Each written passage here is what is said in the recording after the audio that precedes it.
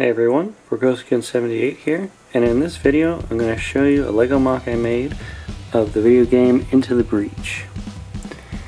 I've recreated one map or level of the game, and I've added or built some items that allow you to basically recreate the game mechanisms and play through it more or less as if it's a board game.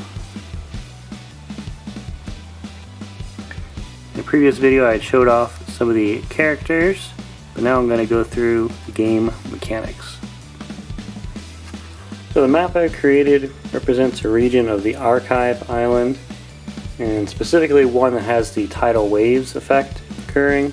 So these yellow squares are indicating basically grid sections that will be flooded in the beginning of the enemy turn. You can see enemy targeting with these red grids, and this is basically the first turn, so there's 4 turns left, and the grid is pretty much full there. 7 segments full. Alright, so let's show how it goes. Basically, I'll first be able to move and attack with each of the mechs. So I'm going to start with the meteor mech. Okay, so you could refer to these where I've basically put the stats, the abilities of the units, how much hit points they have left, right? How many cores have been used to basically, activate the weapon and then upgrade it. So here I've created basically a stat holder.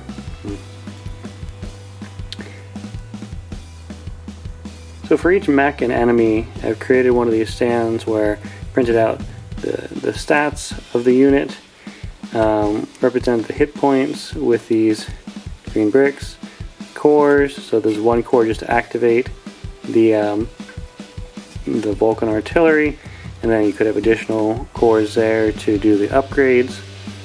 Right, so you can refer to these as you're playing to see what your abilities are.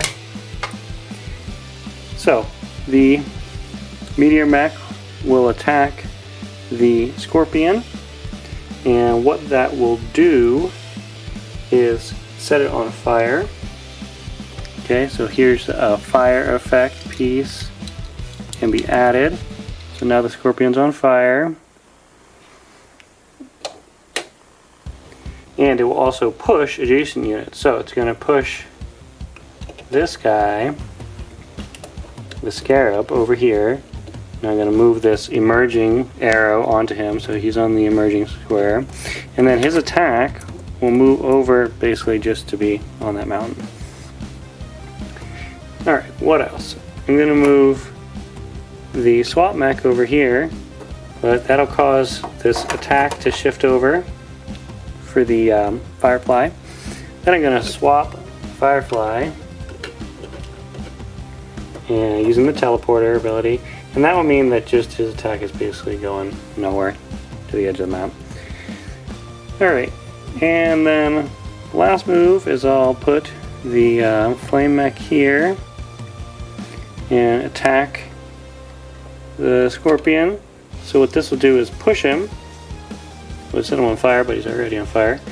Okay, this is representing the webbing from the scorpion. So I'm going to break the web, and now his attack is just going onto that empty spot. Alright, so that's the player turn. Now we would go to the enemy turn and walk through that. So first thing that will happen is these tiles will get flooded. Now it's not really practical to rebuild the map every turn, but it is somewhat modular, and I'll show that a little bit later on. But what you could do is basically put a little flooded section in each of these, right, and say, okay, these are flooded now. So I'm just going to put 1 in to represent that, and this guy would be killed by that because the Vec don't survive in water. So he's gone. Alright. What else? I don't have the attack order represented, so that is one thing that could be improved. You could put like a number on each enemy to show what their attack order is, but in this level it doesn't matter the way I have it set up.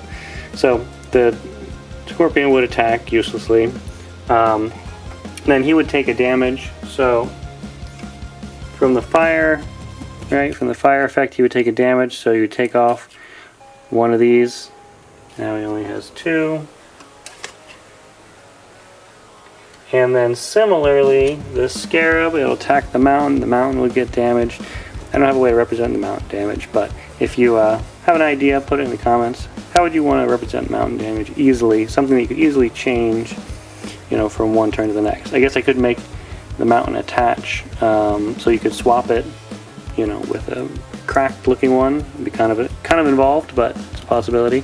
All right, so the Scarab is going to lose 1 hit point because he's going to get hit by the emerging Vec, right? So the emerging Vec will come up, and then for the next turn, this one, a Vec would have to emerge. So let's just imagine it's another Firefly. Replace the one that got drowned there. Yeah, basically that's how you could play through using this Lego version. So play through the game in real life, like it's a miniatures game or something along those lines. Now let's take another look at some of the details and how this is constructed. So I made modules like mountain, forest, grass, right, which can be disconnected and rearranged. Now, not every single grid is separate. There are larger regions because it just would have taken a lot of parts to build it all that way. But basically, you could reconfigure it. You know, some of them are individual, some of them are in groups. It could be rotated and moved around. And you know, these are fairly simple. The grass, a little more detailed, the mountain, and then we get like power plant. Very similar to how it is in game. We get some buildings, so there's 2 buildings here, right? So you could lose 2 grid if that gets attacked. The water. Now notice the water is lower, just like it is in the game. It's lower than the other ground tiles. And the surface is a little transparent there, some transparent tiles. Alright, so that's a bit of detail on the terrain. They showed you have these movable targeting for environmental effects. Here is how grid in turns can be tracked. Here's an example of the Vec card. Here's the flame mech, which has a couple of cores and 2 different weapons, or one of them is a passive, which is the flame immunity. Alright. And yeah, let's look at the mechs again quick. So if you have seen the other video I did of these, I showed off some details already, in case you haven't. There's 3 of them. Oh, and something else that I didn't show completely is the different modifiers you can put. So here's like if one of the mechs or enemies or terrain got frozen. Here's acid. Right, here's the webbing, I showed that. Right, more fire.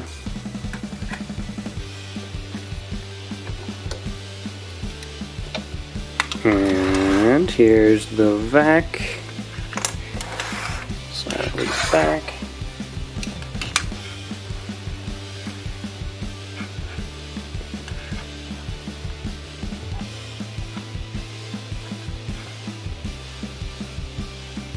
Yeah, I guess that's about it.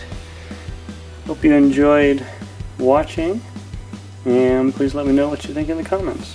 Thanks.